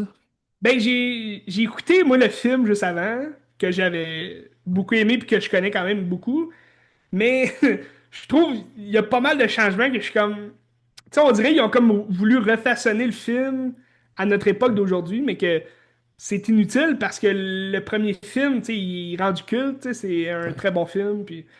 Donc, il y a des idées, je suis moins d'accord là-dedans, mais j'aime le concept, mais en même temps, ça bat pas le film, là, tu sais. Mais moi, je trouvais que chaque épisode était comme sans intérêt, puis t'arrivais au bout de 20 minutes, puis t'étais comme, ah, ben, ça finit-tu bientôt, là, Ben, puis c'est c'était ça. juste 20 minutes. C'est qu'ils ont voulu, on dirait, refaçonner l'histoire, de la façon dont c'était raconté, mais je comprends pas trop l'idée derrière ça. Mais c'est une idée intéressante, tu sais. Ouais. Bref. Ben, il y a une raison, tu verras à la fin, là. Il y a une raison pour Ouais, ça, mais j'ai ouais, pas fini. c'est ça. Mais je crois que, ben, d'où je suis rendu là, tu sais, je crois qu'il y aurait juste dû faire, à la limite, une série pour nous raconter la suite, peut-être, des événements. Tu Ouais. sais, Ouais. peut-être Gideon pourrait revenir, puis en tout cas, il aurait pu faire peut-être une suite en animé. Bref, je te laisse continuer sur. Ben, en tout cas, ben, de pierre en fille, moi je vous le conseille. Tu sais, c'est pas un chef-d'œuvre, mais tu Ouais, passes un bon ouais, moment. Tu passes un très bon moment. Puis tu sais, Juliane, moi je l'adore, Juliane. Elle est géniale. ouais. Puis ben écoute, Les Invincibles, gars chez vous. C'est ça, là. Ouais, sur Ça, Netflix. tabarnak. Les Ça, c'est. Invincibles. Il faut absolument. Si vous avez jamais vu ça, il faut absolument que vous voyez ça, là. Fait que ouais, c'est ça. Avec Jon. Ouais, ouais. Tu sais, Rémi-Pierre Paquin, tu sais, c'était comme dans leur premier rôle aussi. Tu Ouais. sais, c'était à peu près en même temps que Québec-Montréal. C'était un peu la Mhm. même gang qui n'ont pas vraiment rapport avec Québec-Montréal, mais ils ont tous joué dedans. Tu sais, Rémi-Pierre Paquin, Patrice Rabiteuil, François Tourneau, puis François Legendre. Pierre-François Legendre. Pierre-François Legendre. Ouais, puis ben, le rôle aussi de. Ben, tu sais, L'île Napophine est génial. Puis tu te rappelles-tu Oui, de la fin? Mais la saison 3 la fin avec L'île je me Napophine, rappelle pas de la fin. C'est pour Ok, ça que je me disais, je dis absolument rien, mais ça, c'est bon. c'est fou, raide, c'est extraordinaire. Ah oui, je vais sans doute me retaper tout ça. C'était écœurant. T'as même le père de Nina Poffin qui est joué par Donald Pilon, il n'y a pas beaucoup de scènes, mais quand il est là, il paraît élégant, puis c'est vraiment bon. Hmm, Fait que, ouais, c'est ça. intéressant. Checkez ça. Donc, à suivre peut-être tout.tv pour De Pierre en fille. Ouais, ben, il est assurément sur l'extra, gratuitement, je suis pas convaincu, mais vérifiez. Vérifiez. Ça se peut que ce Parfait. soit gratuit. Super génial. Donc, je peux peut-être aller, Ben, avec Ben, c'est des nouveautés sur streaming, mais que ça fait quand même un bout qui sont sortis, là. J'y vais avec une trilogie qu'on a peut-être souvent parlé. T'as peut-être pas toutes vu les trois films, mais assurément t'as vu le premier, donc je te parle de Clerk. Ben, c'est un film iconique, Clerks, hein, Ouais. sans Clerks, il y a pas de Richard Linklater. Ou du moins, il n'y a pas de Richard Linklater de la manière qu'on le connaît. Mhm. Parce que c'est quand il a vu Clerks, il a dit, ah ben ok, je peux faire un film aussi avec rien. Ouais. Faisons-le, tu sais. 1992, si je me trompe pas, le premier Clerks. Ouais. Moi, je l'ai en VHS, donc c'est quand même une expérience aussi de l'écouter en VHS. C'est le noir et blanc. Tu sais, c'est une expérience qui est le fun, tu sais. Moi, je trouve pas ça particulièrement drôle. C'est pas le genre d'humour que je trouve drôle, mais le côté, justement, amateur, le côté, je fais un film, comme tu dis, avec rien, avec les moyens du bord, je trouve ça très intéressant, puis c'est vraiment le fun. Puis ça ressemble un peu à un film de cégep aussi, Ouais. tout le monde pourrait faire. Mais oui, il y a des scènes quand même qui sont drôles, pareil, là, mais c'est peut-être plus l'humour de Kevin Smith que je suis moins, je suis moins si tu veux, fan là, de ça. Mais ça vaut le détour. Le premier Clerk, c'est écœurant. Mais tu sais, le dépanneur dans lequel c'est tourné, c'est le dépanneur qui travaillait là. Puis il tournait Ah, en de plus, nuit. ok. Il tournait de nuit dans le dépanneur. Tabarnak. Parce que c'était fermé. Fait qu'il dit, ben je travaille là, je vais tourner là, puis après ça, le Ouais, lendemain, il c'est travaille. ça. Ah, ben, très, très cool. Mais tu sais, tu vois aussi beaucoup de liens avec les années 90. Ouais. Tu sais, c'est très nostalgique des années 90. C'est le hockey Cosum, mettons. Ou, tu sais, qu'aujourd'hui, on voit moins ça aussi dans la rue. Là, tu sais, on voit moins de jeunes jouer au hockey Cosum. Sauf, mettons, d'un gros match de hockey Cosum. Là, où c'est rendu réputé. Je sais Ouais. pas si c'est partout dans le monde comme ça, là, mais il y a un certain effervescence de hockey Cosum en ce moment. Mais qui est beaucoup plus monté comme des vrais matchs de hockey, là, entre guillemets, comme si c'était à Ah, mais patinoire. toi, tu parles du deck, là. C'est pas la même Oui, chose, le là. C'est deck, c'est ça, ça, ouais, ok. exact, le deck hockey. Ouais, ouais, ok. Tandis qu'avant, tu sais, Ouais, comme dans Clerks, ils jouent au hockey cosum dans la rue, tu sais, c'est comme un peu nous quand on était jeunes, on jouait dans la rue aussi. ouais. Bref, aujourd'hui c'est de plus en plus rare, peut-être plus dans les banlieues, là, on va voir ça, les jeunes qui jouent, mais il y en a de moins en moins, tu sais. Tandis que dans Clerks, c'est pas dans la rue, c'est sur un toit, fait que c'est encore plus débile. Mais bref, il y a quand même le premier film a, est devenu culte. Tu sais, à travers les années, c'est devenu quand même un film culte. Ben, tu sais, le gars qui s'en va dans les toilettes du Ouais. dépanneur, c'est drôle, ça. Oui, ça c'est drôle. T'as trouvé ça drôle? Ça, oui, ça fait partie d'une scène hilarante. Surtout ce qui en suit Ouais. aussi, là, vers la fin du film. Mais, mais admettons, tu vas voir le deuxième film de Clerks, donc qui s'appelle Clerks 2, sorti en 2006, si je ne me trompe pas, avec Rosario Dawson, qui va avoir un rôle principal dans le film. Ben là, c'est comme une suite un peu déglinguée. Je sais pas si tu l'as vu, le deuxième. Non, je l'ai pas vu. J'ai juste vu le premier. J'avais le goût de le Et- regarder, mais j'ai toujours peur, je pense, de Kevin Smith parce que ses films sont comme cultes, puis ses premiers films sont très bons. Tu sais. Il y a des choses, tu Ouais, sais, mettons, Chasing Amy, c'est bon, mais c'est un peu problématique dans sa vision des lesbiennes. C'est un peu oui, bizarre, mais. Puis plus que ça avance, plus que ces films deviennent ultra pathétiques. Puis c'est ouais, quasiment juste de la nostalgie, mais c'est pas drôle. Puis c'est comme s'il essaie d'être ce qu'il était, mais il est comme pas capable. Tu sais, que je parle de, mettons, Jane Silent Bob Reboot. ouais. C'est nul à chier, là. J'aime Kevin Smith, je trouve c'est drôle ce qu'il fait, puis c'est vraiment pourri, là. C'est pas drôle du tout, puis l'histoire est plate, là. Ben écoute, tu sais, t'as le premier Clerks qui est rendu classique. Tu sais, t'as Chasing Amy, il y a quand même des commentaires sociaux, mais tu sais, les Mallrats, c'est un Ça, c'était bon, ça. Ben, très c'est bon comme film culte aussi. c'est un verse Puis, aussi où est-ce que tous ces films se rejoignent entre eux, tu sais, exact. les personnages reviennent, là. Tu sais, Jay and Silent Bob, Strike Back, C'est bon, là. Silent Bob. C'est bon, ça. C'est bon, ça, tu sais, mais c'est comme des films où, justement, il y avait comme pas tant d'histoire à offrir, tu sais, il y avait pas... On joue sur la nostalgie, mais on dirait sans en étant conscient, tu sais, qu'on joue sur Ouais. la nostalgie. Ils font juste nous parler de ce qu'ils aiment, puis tu sais, c'est juste Kevin Smith qui nous parle de ce que lui, ça l'intéresse et tout. Tandis que, oui, comme tu dis, les derniers films de Kevin Smith dans cet univers-là, tu sais, on peut parler de Tusk, qui est complètement nowhere, là. Tu sais, c'est Ouais. un autre vibe, un autre genre. Tout comme La fille du New Jersey, tu sais, avec Ben Affleck. Ben Affleck va faire beaucoup d'apparitions dans ses films aussi, là, à Ben, Kevin Smith. c'est Mais, dans Mallrats, son premier rôle. C'est dans ses premiers rôles au cinéma, puis c'était Ben Affleck, qui était pas connu zéro à l'époque, ouais, puis il y avait un petit rôle de rien. Ou c'est Chasing Amy ou Mallrats, je me rappelle plus. Je pense que c'est Mallrats, dans c'est son deuxième. Mallrats, c'est avant, je pense. Mallrats, ouais, qui est Ouais, avant, ouais. c'est ça. Puis il était pas connu à l'époque, là, tu sais. Ben non, tu sais, Ben Affleck, il a commencé à faire des petits rôles secondaires, tu sais, il disait deux lignes dans les films, puis c'est tout. Tu sais, on le connaissait pas, mais ça reste que c'est une vibe, les films de Kevin Smith. Puis quand il arrive avec Clerks 2 en 2006, tu sais, t'as comme ce style-là du premier film qui amène pas au deuxième. Tu sais, le deuxième film, c'est en couleur. Il y a comme une merde qui arrive au dépanneur. Le dépanneur brûle. Donc là, ils doivent se trouver une nouvelle job. Lui puis son collègue là, avec qui il travaille tout le temps. Puis ils se retrouvent les deux à travailler dans un fast-food. Donc là, ils travaillent dans un fast-food, puis c'est de la merde. Là, tu sais, ils passent le temps est long, puis tu sais, c'est encore des running gags un peu avec les clients qui sont chiants. Tu sais, t'as des clients de tout genre. Mais t'as Rosario Dawson, qui c'est comme leur chef là-dedans, donc là, ils parlent, puis tu sais, c'est surtout de la discussion sur le sexe.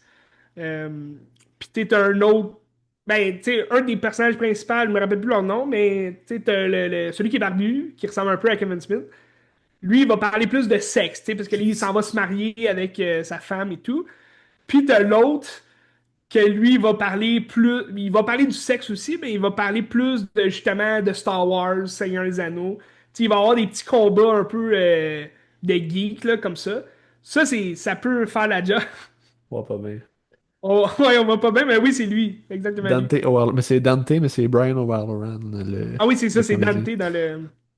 Mais il a fait rien, ce gars-là, hein, à part. Non, non, ben les deux, ils ont juste joué dans les films de Kevin Smith. Mais tout ça pour dire que le deuxième film, il a un peu ni queue ni tête, tu sais, c'est-à-dire que non seulement, tu sais, il veut reprendre un peu le thème du premier film qui est juste la vie, c'est de la merde. Tu sais, on a une job de merde, puis on fait juste parler de ce qui nous intéresse et tout. Mais il amène des astiques de scènes ridicules. Tu sais, à la fin du film, t'as une scène de zoophile qui est vraiment dégueulasse, puis c'est n'importe quoi, tu sais, avec un âne.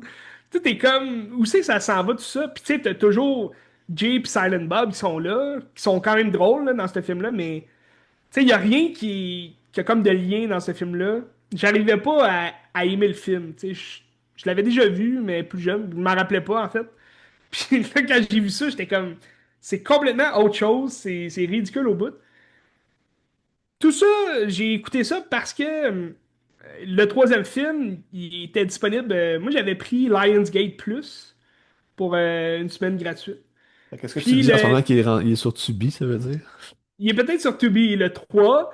Sur Lionsgate Plus, t'as le 2 puis t'as le 3. Mais sûrement que les deux sont sur Tubi aussi. Là. C'est pas des films tu sais, qui vont être sur toutes les grandes surfaces. Mais si vous avez Helix ou Club Illico, là, Sur t'as Club Illico. le troisième qui est sur Helix également. Ben, Illico, en fait. Donc, j'ai regardé le 3 qui est sorti en 2022-24. 2022, celui-là. Sous la scène, c'était 2024. Celui-là, c'est 2022. Je me trompe pas les deux Mais qui sont dates. sortis. C'est bizarre quand il fait ses sorties de film, lui, parce qu'il fait des tournées. Puis c'est genre, tu payes je sais pas combien ton billet, eux sont sur place, puis c'est dans un théâtre. C'est pas comme une sortie en salle typique Non, là, non, qui fait non. ça. Fait que c'est comme des C'est pas un tapis événements. rouge, là. C'est ça. Ben, c'est comme des événements qu'il fait. Ouais. C'est pas comme au cinéma comme à tous les jours, là, tu sais. Fait que ouais. Intéressant. Mais, ça pour dire que le troisième film, il est quand même mieux que le 2, mais c'est comme le deuxième, si tu veux. Tu sais, il aurait fallu que ce soit le deuxième, parce que, oui, c'est un film nostalgique qui va dire bye à l'univers Clerks, dans le sens que il a clos sa trilogie. Puis, tu sais, les personnages de Dante puis de l'autre, je pense que c'est Randy ou quelque chose comme ça. Tu sais, les deux personnages, ben là, c'est comme leur mot d'au revoir. Fait que là, ce qui arrive dans le troisième film, c'est que, pas Dante, mais l'autre, que j'oublie son nom aussi, lui, il va avoir comme une crise de cœur. Puis là, ça va y faire défiler toute sa vie devant lui. Puis il va dire, j'ai rien fait d'important dans la vie, fait que j'aimerais ça faire de quoi d'important. Puis là, ils vont dire, ah, ben, on va faire un film. Tu sais, donc là, lui, il veut refaire le film, mais qui est le film du premier, dans le fond, en vidéo. Puis tout ce qu'il dit, ben, c'est arrivé à l'autre. Tu sais, Dante, c'était comme le personnage principal, tu sais, dans le premier film. Donc, tout ce qu'il dit, ah, moi, un moment donné, j'ai vécu telle chose. Puis là, l'autre à côté, il est là. Ben, c'est pas toi qui as vécu ça, c'est moi, tu sais. Fait que là, les deux, c'est comme. Tu sais, ils refont le film. Un peu, tu sais, Dante, il le refait un peu à contre-cœur, là, mais c'est parce que son ami, il a failli mourir, puis tout. Fait que, tu sais, T'as plus de dialogue qui est comme mélodramatique, là, pour nous rappeler justement la nostalgie du premier film. Mais ils vont quand même parler du deuxième aussi, là, de ce qui est arrivé au deuxième. Puis là, ils sont de retour dans le dépanneur. Parce que à la fin du deuxième, en tout cas, il se passe de quoi. Donc là, tu reviens vraiment dans le même dépanneur. Puis c'est de jouer sur la nostalgie du premier film. Donc c'est un peu de refaire le premier film, là. Ce qui est pas mauvais, mais tu sais, c'était pas si intéressant que ça, là, parce que tu revois juste des acteurs du premier film revenir, puis tu sais, c'est intéressant, c'est le fun, mais c'est plus un film nostalgique. Bref, je vous le conseille quand même, si vous aimez le premier film, mais je vous conseille plus le 3 que le 2, tu Ouais. sais. Mais écoutez le 2 parce que dans le 3 il parle d'événements qui se sont passés dans le 2. Mais c'est quoi ton take sur Tusk, toi? Tusk, j'avais pas détesté ça. Mais j'ai pas aimé ça non plus. Tu sais, c'était. Moi, j'ai aimé la première heure. Tu sais, tout l'aspect comme mystérieux, creep aussi. Ça, j'ai aimé ça. La dernière heure, je trouvais ça trop freak. Ça, c'est parti d'un bord puis de l'autre. Puis, tu sais, je comprends comme le concept à la fin du film, c'est intéressant, c'est le fun, mais je sais pas. Je trouvais ça bizarre. Ben, la scène finale est complètement malade, là, parce que, ben, bon, je ne dirais pas, mais en tout cas, allez voir Tusk. Moi, c'est un film qui est Il vaut la cheapette, là. peine d'être vu, ça, c'est sûr. Oui, c'est ça, c'est cheapette, Ouais. mais ça va tellement dans une zone, t'es comme, oh my god, ça se peut pas que ça existe, cette affaire-là, puis ça existe, puis tu le regardes, puis tu dis, ah, ben, c'est bizarre, mais je passe un bon moment, tu sais. Puis il y a Johnny Depp qui joue un Québécois aussi, qui Oui, est dans le film. c'est quoi déjà son nom? Guy Lapointe. Guy Lapointe, c'est ça? Ouais. Mange de la poutine. Ouais. Est-ce que je pourrais avoir de la poutine? Ouais, ça, c'est drôle. Tu sais. Moi, j'ai aimé le passage de Johnny Depp. Mais c'est ça, le film, en tant que tel, j'ai aimé la première heure, deuxième heure, je trouvais ça un peu. Puis tu sais, Justin Long aussi, c'est un des acteurs qui va revenir dans ses films. Tu sais, dans le troisième, justement, Justin Long il est dans le film aussi. Il joue un infirmier qui est au générique, le personnage de Justin Long, c'est de Nurse. Attends un peu. Comment que c'était? En tout cas, ça disait comme l'infirmier qui rase les boules, comme qui rase les couilles, parce que il disait à l'autre, je dois vous raser comme la poche parce que on va piquer là-dedans. En tout cas, un truc drôle.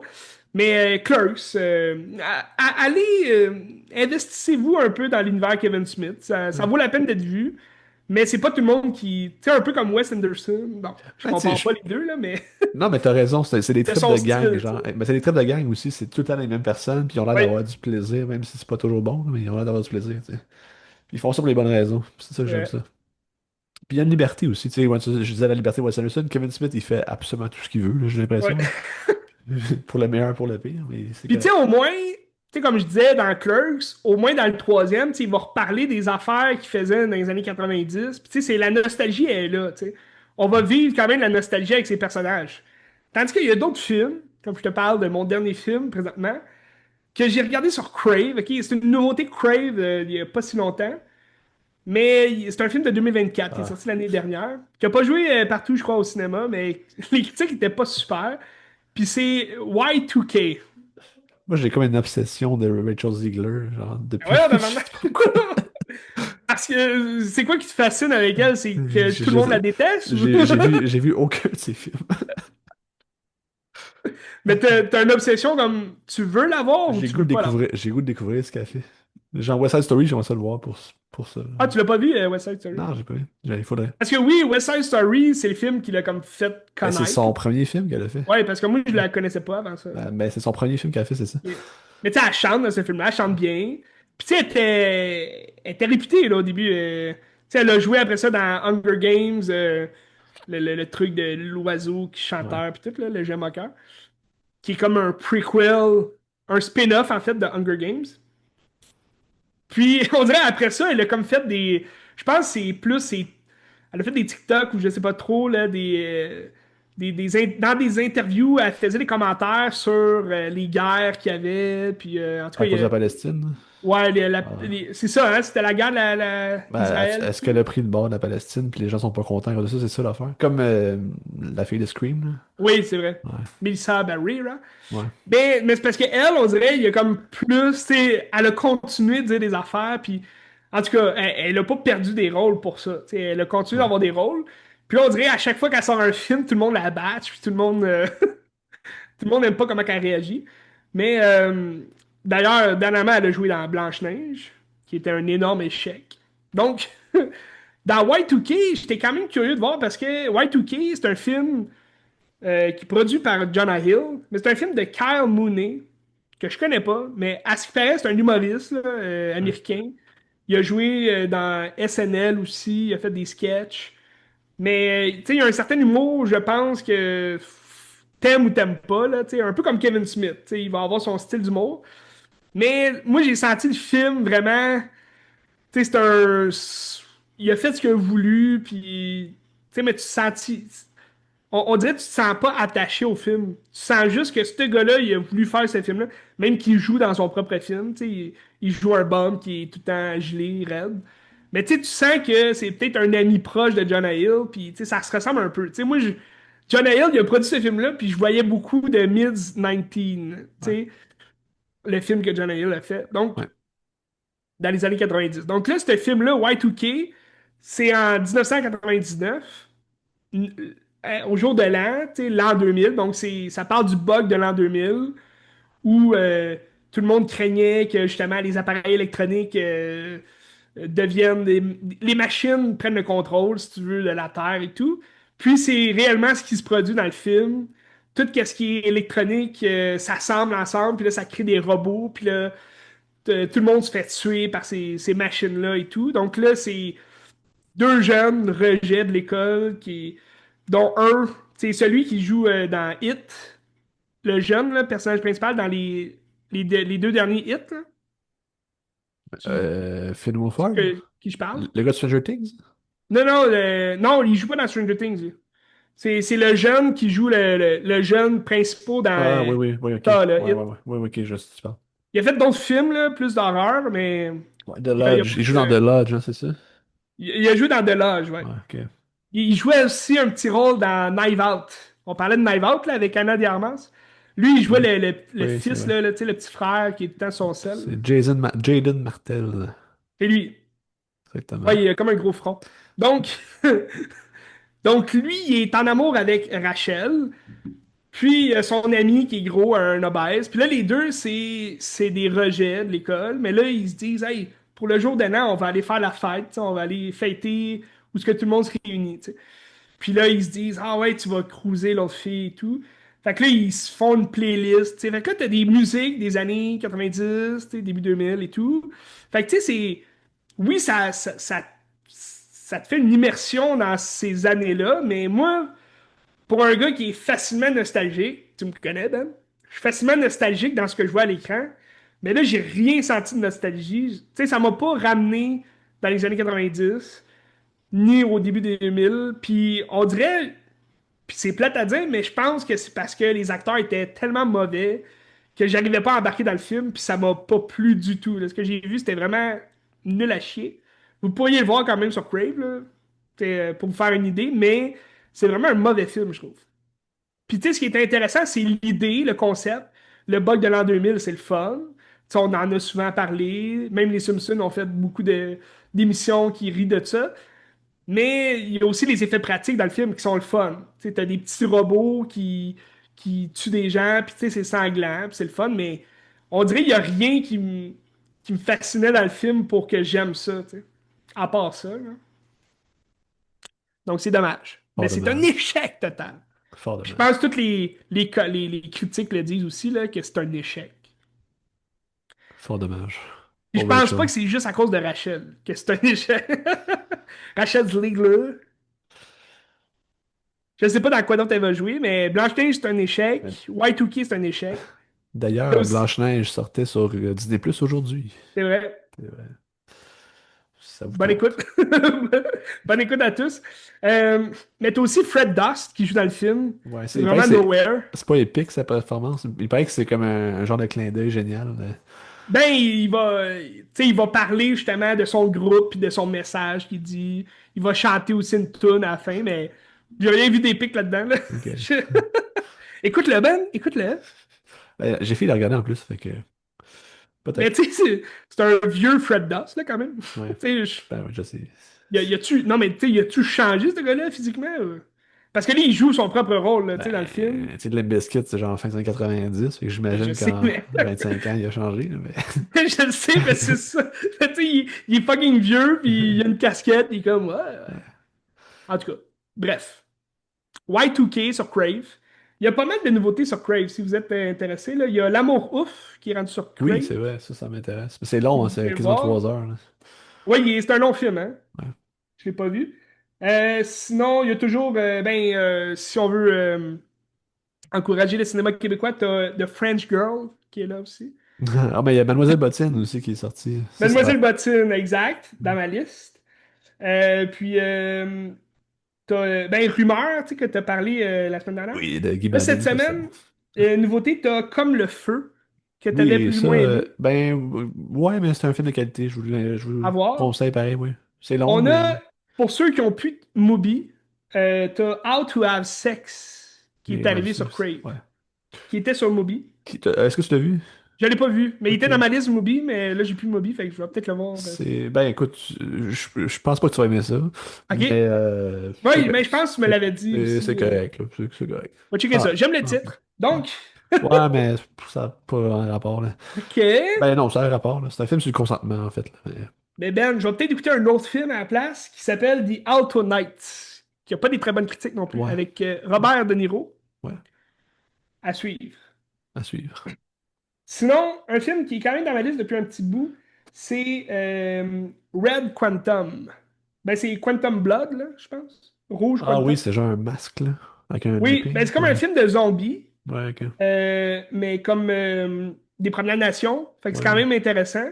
Ok. le concept. Je vais sûrement regarder ça avant d'aller voir le 20 juin, 28 ans plus tard, Oh, c'est déjà, ah oui, correct, ça en j'ai hâte, là. salle. Oh, ça j'ai hâte, je vais me taper les deux autres, là. Donc ça, oui, les deux qui sont sur Disney Plus ou sur Illico, je crois qu'il y a le premier. Ceux qui ont Ok. Illico là, chez eux. Euh, Mais il y a des donc grosses le nouveautés 20 qui juin, arrivent. c'est 28 ans plus tard qui Il y a sort. Elio aussi le 20 juin. Là, t'as le matérialiste qui sort vendredi, ça j'ai hâte Ouais. d'aller voir. Donc c'est exactement ça. Cette semaine, t'as The Materialist et 24 qui sort. Puis Très bien c'est. reçu, il est coté 3 par Mediafilm. Ah, c'est vrai? Oui, très bien reçu. Puis Céline Past Song, Live, il était combien? côté 3 aussi. Deux, c'est deux premiers films côté 3, c'est quand même assez Voilà. solide, là. Et t'as aussi Dragon qui sort Ouais. cette semaine. How to Train Your Dragon Côté in 4. live action. Côté 4. C'est Côté bien. 4 pour vrai? Ouais, c'est bien 4. Animé ou. Non, non, non, le film qui sort en fin de semaine, là. Ah, ok. Il sort, il est côté 4, c'est bien. C'est quand même très bien. Ouais. Très bien. Donc, c'est ça. Pour les grosses nouveautés, c'est ça. T'écoutes quoi d'autre pour le prochain podcast? Euh... Ouais, écoute, j'avais dit que j'écoutais Audition, j'ai pas écouté, je vais peut-être écouter Bon, Audition, on verra, j'ai on vous rappelle que le prochain épisode, c'est notre épisode 200. 200. Oui. Donc, on va avoir des invités spéciaux. En principe, là, en principe. En principe, En on devrait principe. avoir des, des invités spéciaux juste pour vous qui vont parler de films ou de d'autres choses, on ne sait pas. Ouais, on sait jamais avec les autres, hein. D'ici là, on se tient au courant et on n'arrête pas de regarder des films et on se tient au courant à Qu'est-ce qu'on regarde.